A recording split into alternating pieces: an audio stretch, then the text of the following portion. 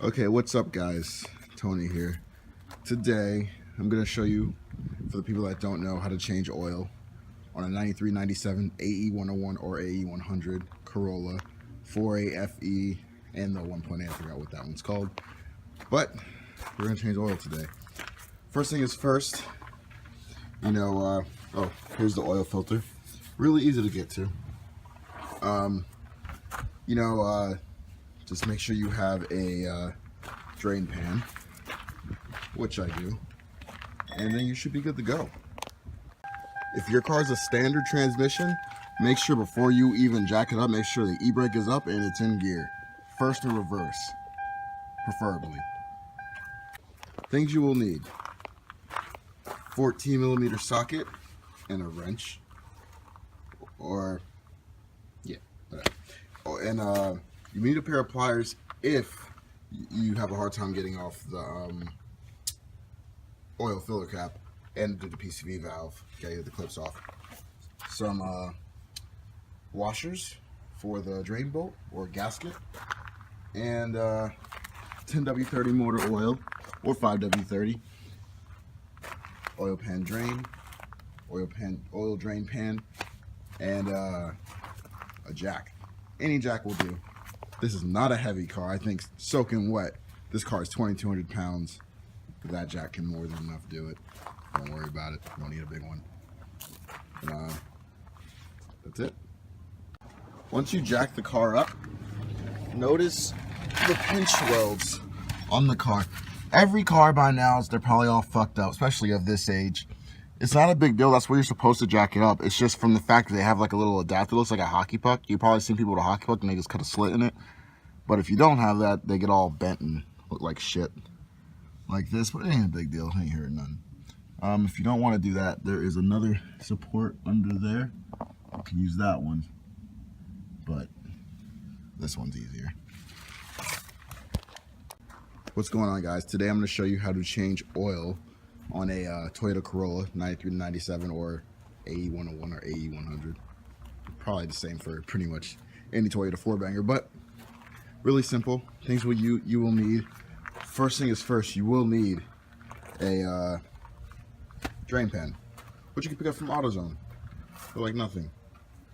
And that's really it. Well, alright, so to get the oil pan drain bolt out, it's right there, right at the front of the oil pan. You can't miss it as soon as you jack up the car.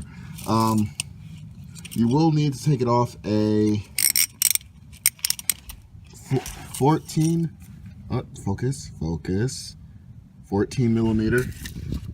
And yeah, notice mine is dripping a little bit. That's because it needs a new gasket or a little washer on the bolt.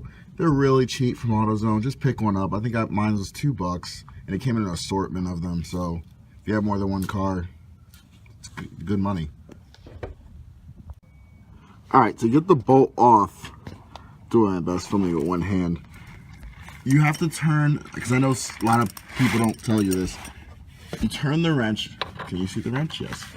You turn it this way, so I guess it will be towards the manifold or the header. So yeah, this way, just in case for people that, because like me, I freak out because I don't want to strip anything. So wherever way the video tells you to, that's where you turn. Just a little fun fact: if you want your oil to drain faster, take off your oil cap. Also, another little fun fact: if you cannot get your oil drain bolt off,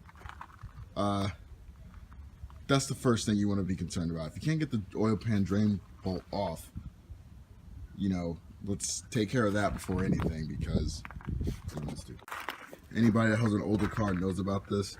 Sometimes these bitches are hard to get off. So, when all fails, trusty pliers.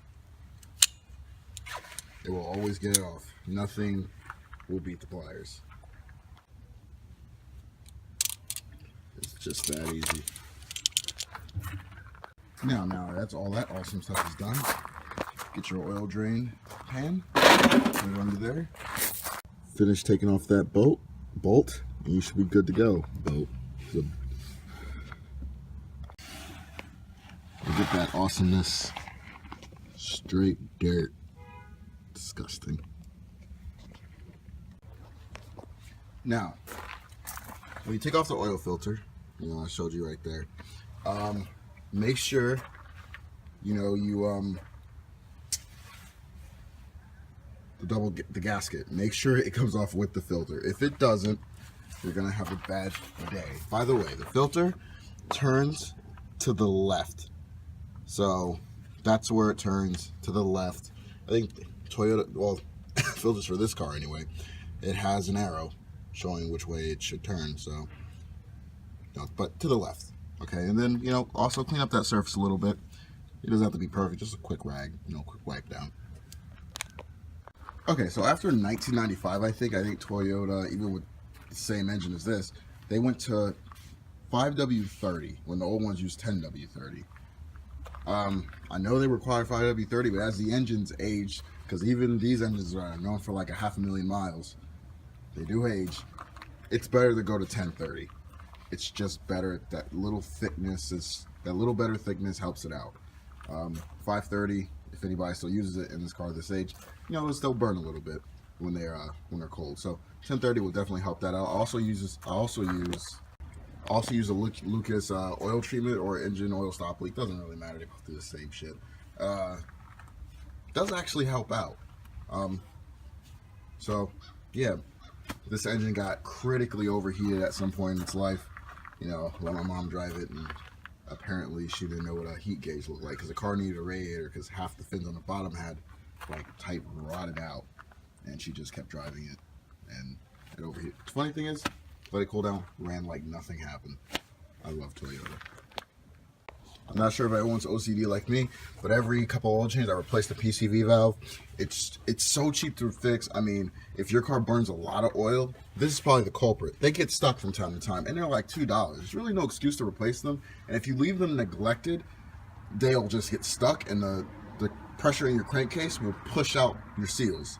So $2 for a little insurance, I don't know. But anyway, I replace it every 2 oil changes. I do the same for my Mustang over there, but the thing is I never drive it, so it'll be on the same oil for months at a time. Yeah. So after your pan is done draining, or yeah, the pan, it's gonna be dripping a little bit. You can see that. Just get a rag, it's all good. Wipe it down a little bit, and then put the drain bolt back in. So, see, chose the washer I needed. All brand new, all shiny. Put a little oil on the threads, easier to go in. Just take some from the old filter. Not a real big deal. Oh, by the way, so speaking of oil filter, I forgot to really say that. When you put it back in, make sure you put oil around the seal. It helps it seal, and also around the threads on the filter. It just helps it out. Just makes it easier to take off the next time. Forgot to mention that. My bad.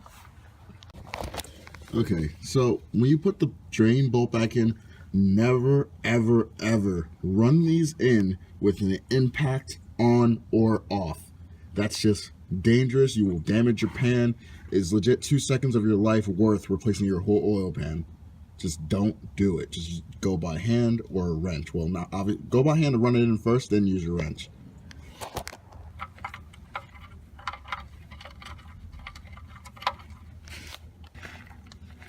Alright, when you do it, don't go hand. Probably the tightest you can do with one hand without stressing, but don't crank on an OD. Like, she's tight. That's what she said. Michael, please. Now, for the 1.64 AFE, not really sure what it is for the 1.8. It only takes like, I think, 3.8 quarts or something. So I guess just count it out, really. You can check the oil on the way, obviously. Alright, now, so it's time to put the oil in. You can use a funnel, which I don't, or you can use a Poland spring bottle or water bottle and just cut it in half. And I also don't do that either, because I'm like, if it gets somewhere, I don't care. But you can if you want. but I don't really care about Andrew's appearance that much. But also, while you're putting your oil in, it doesn't hurt to check your fluids. You know, check your coolant, check your power steering. Doesn't hurt to check it real quick. A little fun fact for you. All right, so while I wait for the oil to drain down before I check it, to replace a PCV valve with this, really easy. Sometimes you may need pliers, depends how good those things are. And there we go. Just pull it out like that, get some pliers, and boom. Sometimes those are a little bit of a pain to get out, especially because if the hose is old. Usually, just when it's in there, just twist it, and just twist it as you pull, and it'll pop right out. And you put the PC valve in. Boom, done. Put the hose in.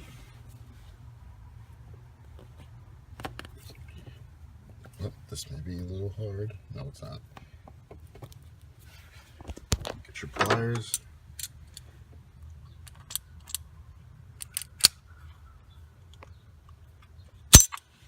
Boom, all done. Legit took 30 seconds.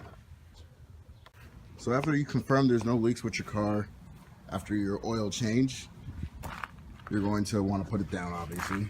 So let's do that.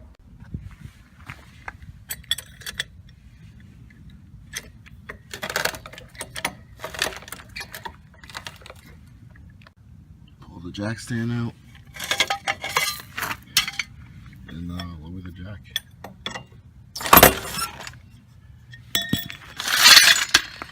You're good to go now. Now, once your car is jacked down, you checked your level, it's good. Keep in mind, you're going to lose a little bit after you turn it on for the first time because it has to run through the filter. So once you run it for, like, let's say, a minute or two, check the level again, see how it is. If it's perfect, well, that's it, you're done. And just make sure you clean up and call it a day. By the way, to get rid of your old oil, you can go to AutoZone. A lot of AutoZones do it. Also, a lot of Advances. Shit, even some dealers do it. You just gotta look around. But AutoZone is free. I know that for a fact. If you want to take it there, go ahead.